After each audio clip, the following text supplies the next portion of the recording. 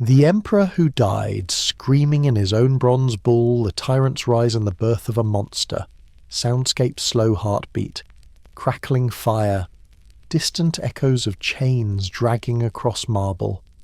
History often whispers the names of tyrants in fear, but some names, some kings are not whispered. They are screamed, and none more so than Phalaris, the tyrant of Akragas, a ruler whose legacy of cruelty was so profound, so inventive, that his name became synonymous with agony. This is the true story of a man who created the most diabolical torture device ever imagined, a bronze bull that roasted its victims alive, their screams twisting into music, and in the end he would feel the fire himself, burning from within the very beast he forged, a story soaked in revenge, invention, power, and poetic justice. This is how the emperor died, screaming inside his own bronze bull. The setting 6th century BCE on the island of Sicily. Sicily, at the time, was a chessboard of Greek colonies, a place of wealth and culture, but also a stage for political ambition and ruthless bloodshed. Among these rising cities was Akragas, now Agrigento, a place of temples, fertile plains, and ocean winds. And in the shadows of those olive groves and marble columns, Phalaris seized power not by birthright, but by conquest. He was not a rightful king, he was a strategist, a man who manipulated his way into leadership through bribes, assassinations, and promises never meant to be kept. He offered bread, he offered safety, he offered peace, but what he gave was terror. Phalaris ruled with an iron fist. The moment he ascended, he transformed the city into a military machine. He levied high taxes, he enslaved entire families under suspicion of treason, he slaughtered political opponents publicly, dismembering their corpses to feed wild animals. But this was not enough for Phalaris. Terror kept him in power. Yes, but what is terror without theatre? He wanted to do more than kill. He wanted to rewrite pain itself. And that's when Perillus of Athens arrived at his court. Perillus was a man of many trades, an inventor, a sculptor, a mechanic. He was drawn to Phalaris's court by the allure of patronage, and he came with a gift, a monstrous gift. He unveiled a life-size bronze bull, polished to brilliance, an engineering marvel. He claimed, a tool of justice. The bull was hollow, with a trapdoor in its side and an intricate system of acoustic pipes running from the chamber to the bull's mouth. Here's how it worked. A victim would be locked inside.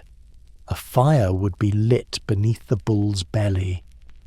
As the metal heated, the person inside would begin to roast alive, their skin bubbling, muscles spasming, lungs filling with scalded air. But the pipes would transform their screams into music. The howls of agony would exit the bull's mouth as a bellowing, distorted melody, the sound of a beast singing in pain.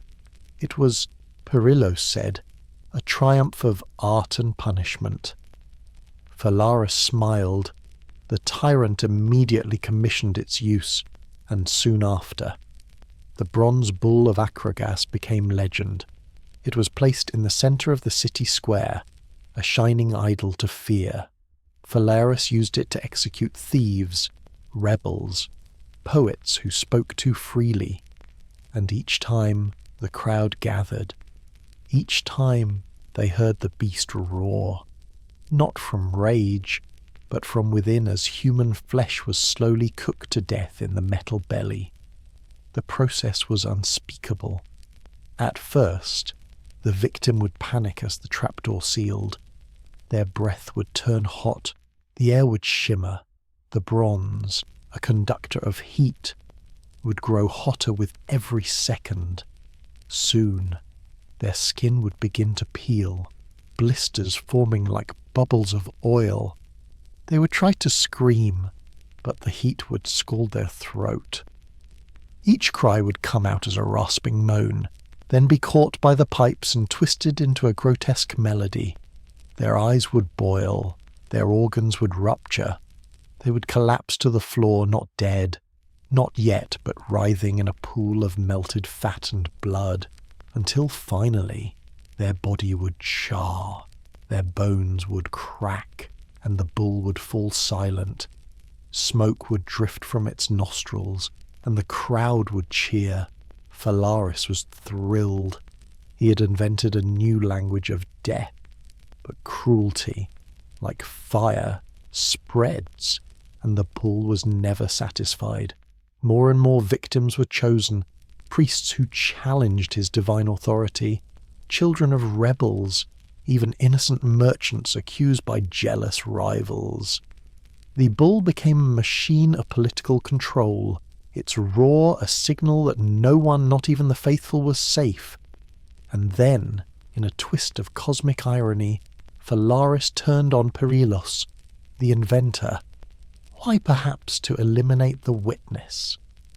Perhaps because Perilos boasted too much. Or perhaps because Phalaris wanted to prove no one controls the tyrant, not even the maker of monsters. He ordered Perilos to demonstrate the bull once more. Perilos entered, the door shut, the fire lit, the crowd gathered. He screamed. His voice echoed through the pipes, through the streets. But Phalaris, at the last moment, opened the door, pulled him out half dead, blistered, smoking, and then had him thrown off the cliff. That's how Phalaris repaid genius, with fire and flight. But fate was not finished, because the man who roasted others inside the bronze bull, the man who delighted in symphonies of screaming, would soon learn what it meant to burn from within. The empire turns when tyrants create their own executioners, soundscape whispering winds across stone, distant flames, the ominous clanging of bronze. The fire that Phalaris lit beneath his bronze bull was never just meant to punish. It was meant to terrify, to broadcast, like a trumpet of horror, that he alone held the breath of life and the sting of death. But power built on pain is power built on glass.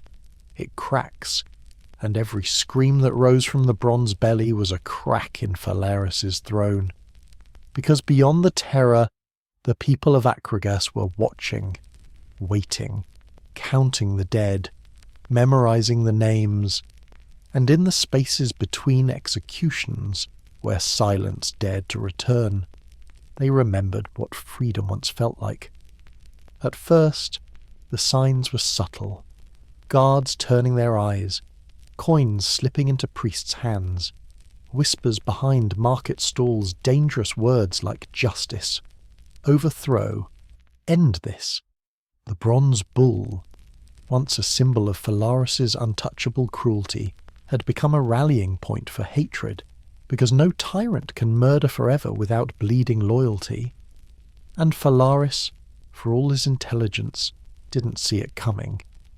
By the time the city began to stir openly, Phalaris had grown paranoid.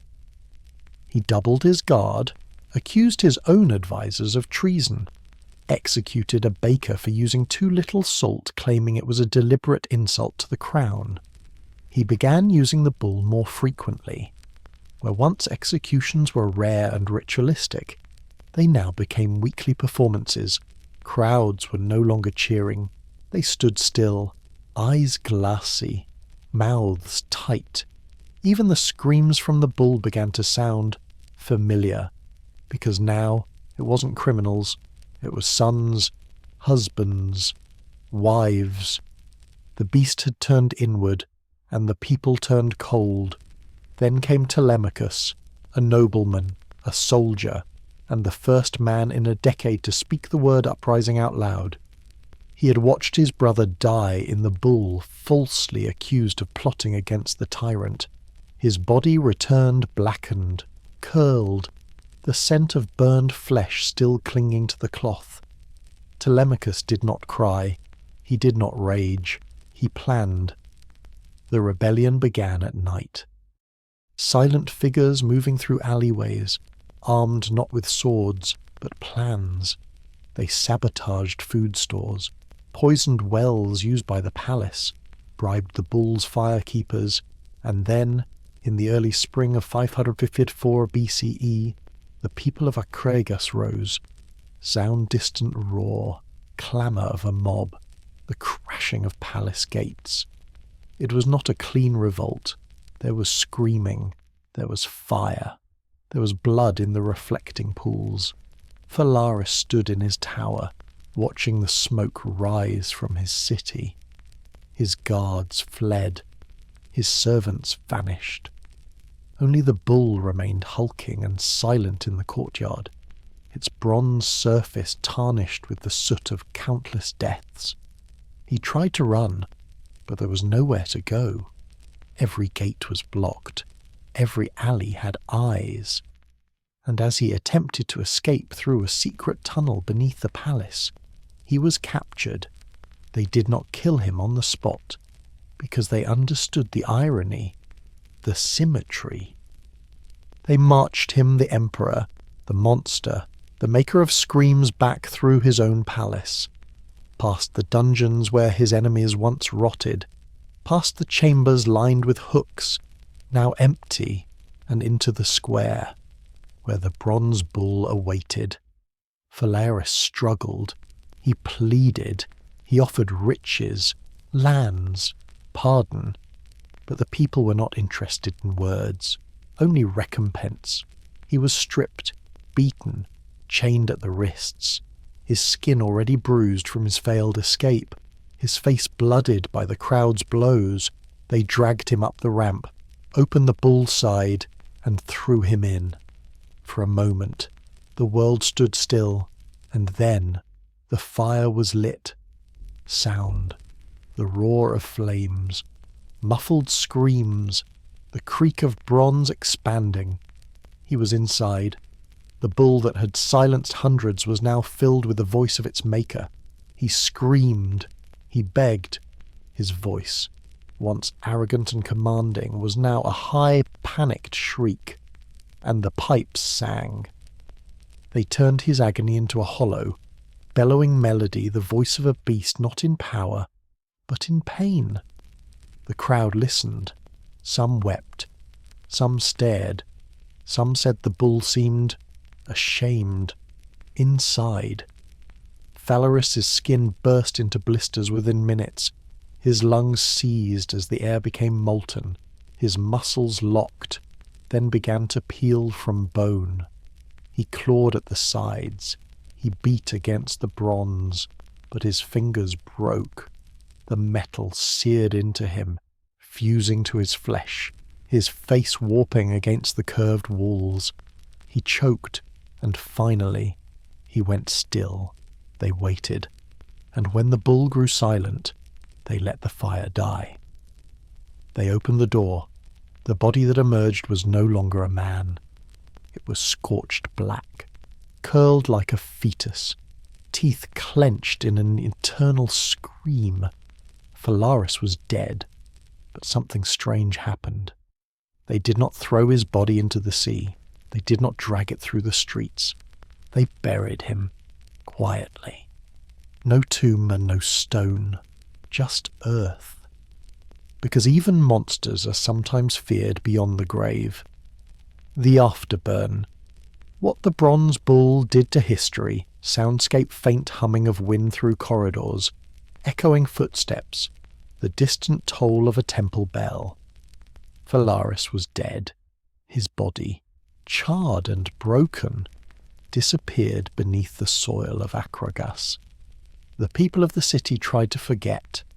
The bronze bull was pulled from the square and cast into the sea as if drowning the beast would drown the memory. But pain does not rot, terror does not dissolve, and stories do not sink. Instead, they spread. And the bronze bull of Phalaris began its second life as a legend, a warning, and eventually a blueprint. Word of Phalaris' death reached Athens within weeks, then Sparta, then the Isles of the Aegean. But the bull was what they remembered. They told it around fires, in whispers across marketplaces, in the cold halls of power where men sought tools to keep their crowns. The image was too vivid to vanish a man roasting alive. His screams transformed into the song of an iron beast.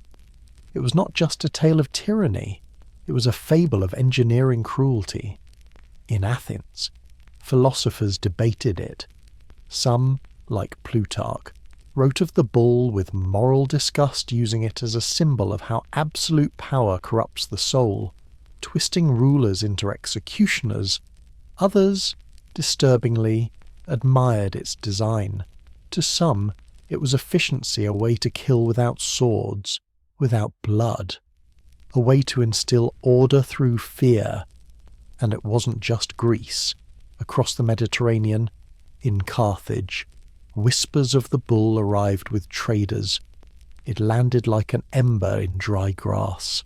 In the 3rd century BCE, Carthaginian nobles began experimenting with their own bronze devices, not bulls, but boxes, shapes of gods, used to burn criminals in ritual sacrifice. Some historians have speculated that the story of the bull influenced the Moloch myth, the legend of a fire god who demanded children roasted alive in a metal idol. Coincidence? Perhaps. Or perhaps the bull's scream had simply changed costume. Even the Romans, inheritors of the Mediterranean world, recorded the bull's story. Lucian of Samosata, a Roman satirist, wrote of it with biting irony, mocking tyrants who believed they could not be devoured by their own creations. But satire is just another kind of preservation, and in preserving the story, they kept the blueprint alive. Centuries passed, and while no archaeological bronze bull has ever been recovered whole, the idea lived on. In the Middle Ages, manuscripts emerged in Latin and Greek, depicting the bull in illustrations glowing red with flame, mouths howling from within. The Church condemned the story as pagan cruelty, but secretly, in cloisters and cathedrals, some took notes. Because even as Europe marched toward Christianity, its dungeons did not forget what it meant to make someone suffer without leaving a mark. In the 15th century, rumours emerged of copies of the bull being made in Spain, where the Inquisition used fire not for spectacle, but for penance. Again, the principle remained purge through heat, confess through pain. And the echoes of Phalaris were unmistakable. Some said the Inquisitors even modified a brass cow smaller, but built with similar principles pipes, smoke funnels, hidden grates for burning coals. No one ever proved it, but smoke always comes from something. By the 18th century, Enlightenment thinkers looked back on the bronze bull with revulsion. Voltaire referenced it as the epitome of barbaric cruelty, proof that man, left unchecked, would invent hell with his own hands. But even as they condemned it, they were drawn to it. Because no invention says more about the darkness in a ruler's heart than a machine designed to turn suffering into music. But perhaps the most disturbing part of this legacy is not what it inspired. It's how it returns. Even in the 20th century, echoes of the bronze bull can be found. During World War II, Nazi engineers created mobile cremation units and gas vans, metal containers, in which people died screaming, the sound muffled by steel, the machinery engineered to dispose of not just life, but proof.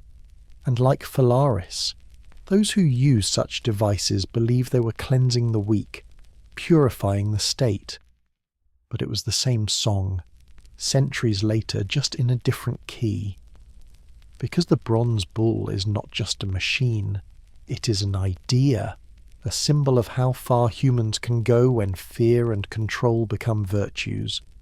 It was the first known invention of industrialized torture, not a punishment by necessity, but by design, to terrorize, to dehumanize, to make the execution itself a performance, and performance, we know, gets remembered. Sound, the slow hiss of steam, a metallic groan, a faint heartbeat. Today, the story of Phalaris and the bronze bull remains embedded in art, fiction, and horror. Films like The Immortals, Saw, and Hannibal nod to the device. Books reference bulls that bellow with human voices. Even video games and music videos recreate it not out of admiration, but because the imagery is so powerful, so psychologically devastating, that it cannot be ignored. And each time it reappears, so does the face of the man who invented it, and the emperor who died within it. Phalaris believed he would rule forever, that his invention would be the instrument of obedience, never of justice. But history decided otherwise, and in doing so, left behind not just a story of revenge but a warning. He who builds the machine of pain will one day hear it sing with his own screams. Echoes of the bull torture.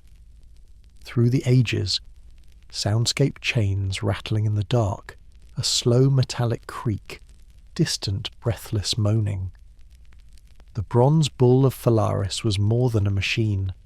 It was an idea made flesh, a philosophy forged in flame that suffering, when orchestrated properly, could become power.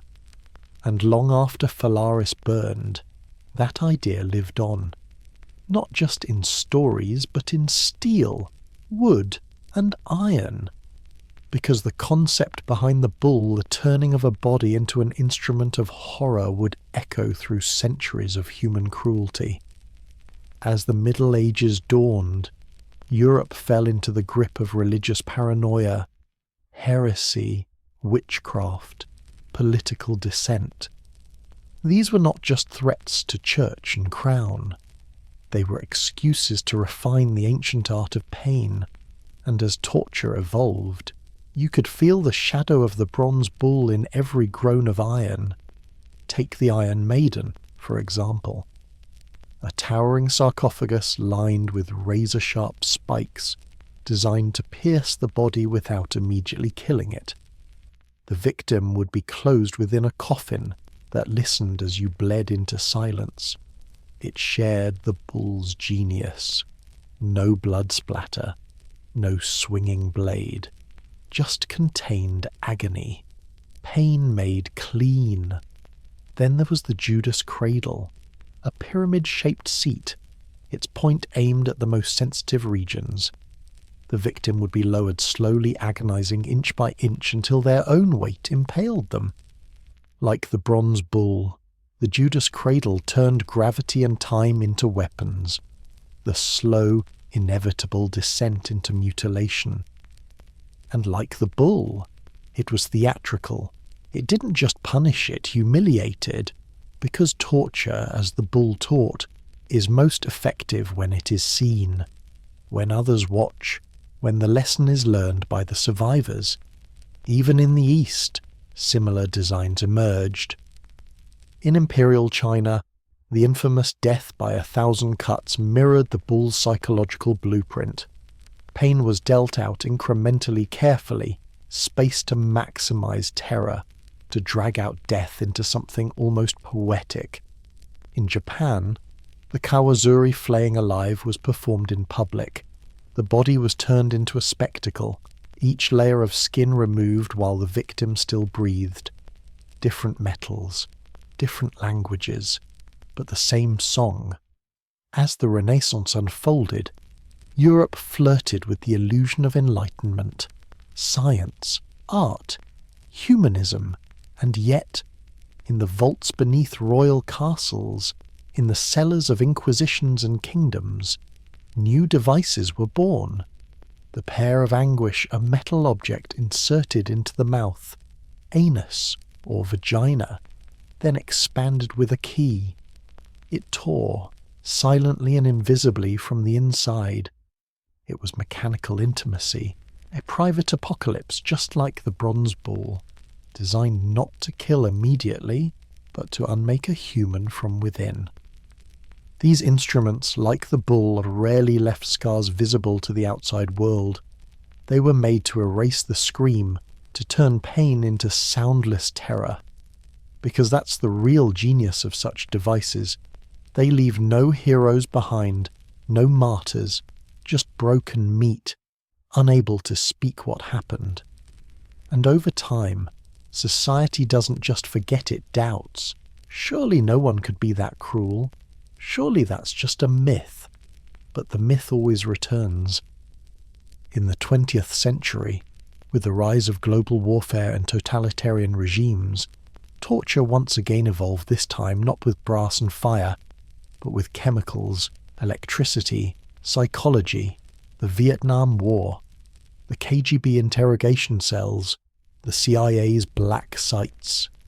Each used their own version of the bull.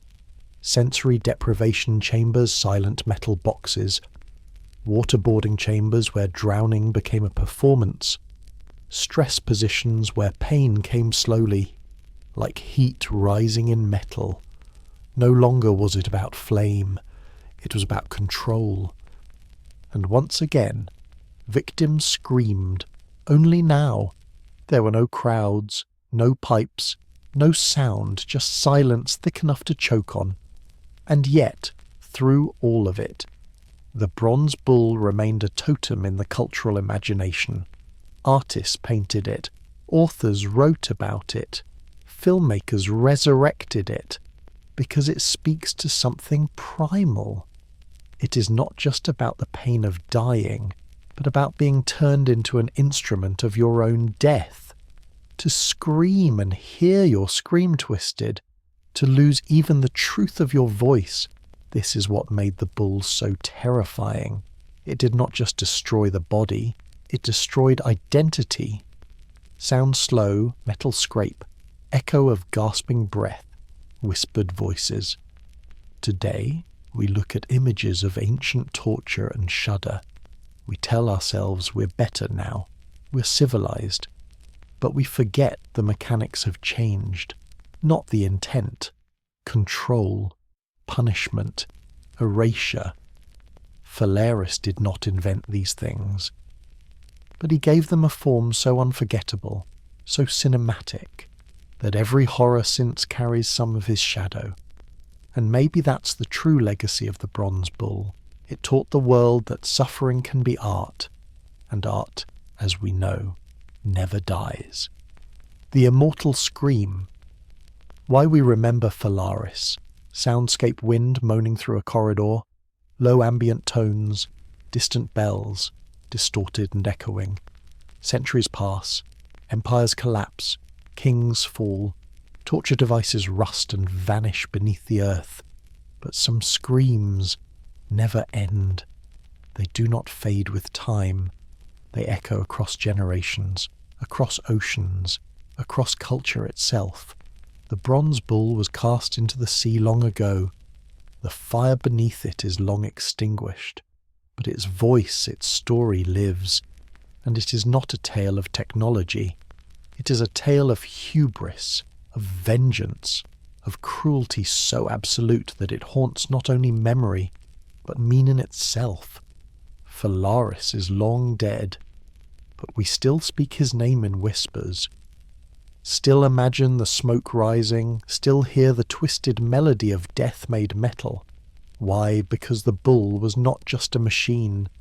It was a mirror reflecting the darkest truth about us all, that pain can be beautiful, that suffering can become spectacle, and that even the most monstrous of inventions can begin as a gift. There's a reason modern media can't let go of the bronze bull. It has been recreated in horror films and television, in American Horror Story, in The Immortals, in countless novels and graphic art, because the bull is a symbol that needs no explanation.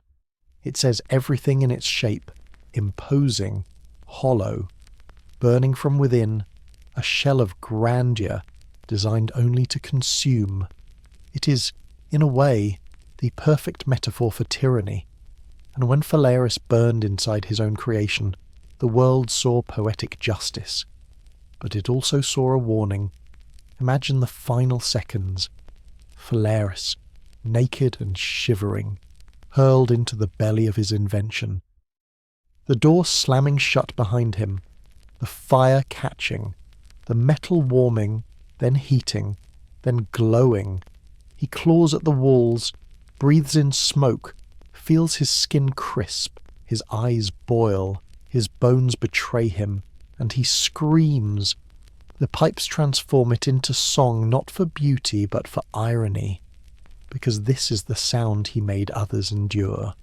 This is the music of monsters, and as the crowd listens silent, stone-faced, they do not cheer, they remember, and in that moment, something eternal is born.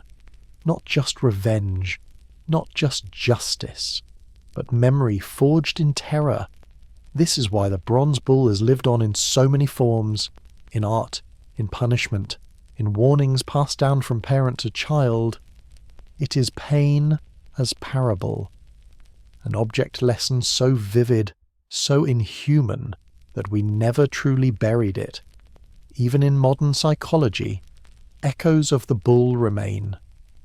The concept of gaslighting distorting a victim's reality until they question their own pain can be traced in metaphor back to devices like the bull. Imagine screaming, knowing you are dying, but hearing your scream turned into something unrecognizable. Not a cry, not a plea, but a song, a bellowing, mechanical laugh at your torment. It is not just torture, it is erasure. And this makes the bronze bull not just an artifact, but a psychological weapon, a precursor to modern abuse dynamics where the victim's truth is warped until it's no longer theirs. But even as it horrifies, the bull fascinates, because it raises the eternal question: what makes a man like Phalaris?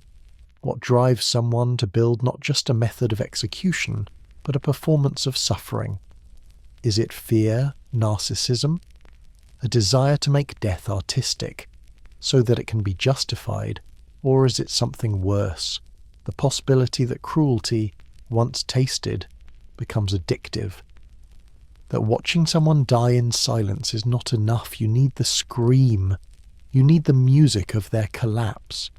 And in crafting a device that delivered that sound, Phalaris exposed something raw and ancient, that within all power lies the temptation to listen to pain like a symphony. Sound crackling fire slowing to embers, the final hiss of dying heat. History tried to bury the bronze bull, but it rises again, in every dictator's prison, in every torture chamber rebranded as an interrogation room, in every theatre of cruelty where suffering is streamlined, distilled, and muted for convenience. It rises in steel restraints, in psychological warfare, in every moment when power decides that empathy is weakness. Because the bull is not about the past, it is about the choices we continue to make. In museums across Europe, you can find replicas of the bull. Tourists gawk, children stare, and guides say, legend has it, the screams came out as song. Most laugh, some don't, because deep down, we know we still live in a world where Phalaris could be king again, where all it takes is one man, one idea, and the belief that pain is useful. And so the story ends where it began: a man, a machine, a fire, and a scream that refused to die. It is not just a tale of tyranny. It is a dirge, an ancient song of what happens when cruelty is allowed to dream. The bronze bull is gone, but its echo still sings.